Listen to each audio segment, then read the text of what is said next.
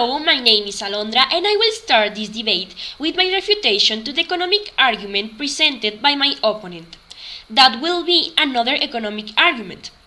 Countries that receive refugees don't benefit economically. On the contrary, they spend millions of dollars in refugees. For example, the New Zealand government has estimated that each refugee costs more than 45,000 euros in spending on health, housing, education, and social development. The German Ministry of Finance expects that the country will receive 400,000 refugees in 2017 and 300,000 by 2018. In 2014, it welcomed more than a million refugees.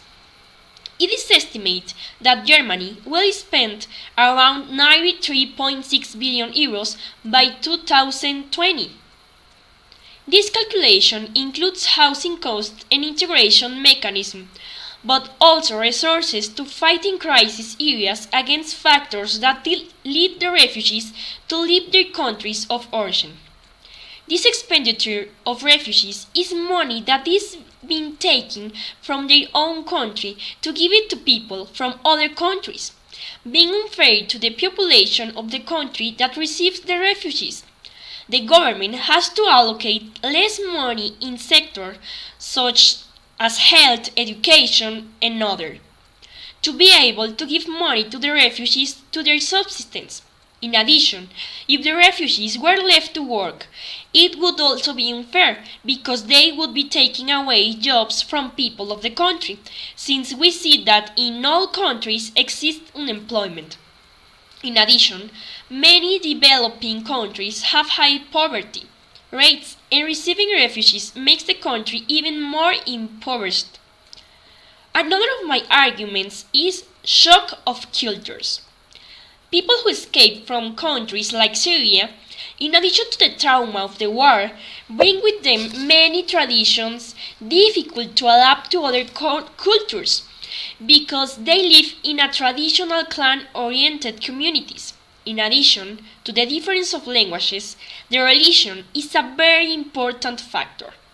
Since, for example, the transfer of citizens from the Middle East of Muslim religion to countries with people with religions like Christianism creates a cultural shock despite efforts to protect refugees. In many cultures, women don't have the same rights as men and are treated with inferiority. And some refugees from these cultures have attacked women in receiving countries. During the past month of July, hundreds of German women and girls were sexually assaulted by refugees. The youngest victim was 9 years old, and the oldest was 79 years old. The attacks took place on beaches, bicycle paths, cemeteries, supermarkets, music festivals, car parks, children's playgrounds, schools, shopping centers, taxis, public transportation, parks, squares, swimming pools, and public baths. For example, an Arab refugee raped an 11-year-old girl at a public swimming pool in Germany.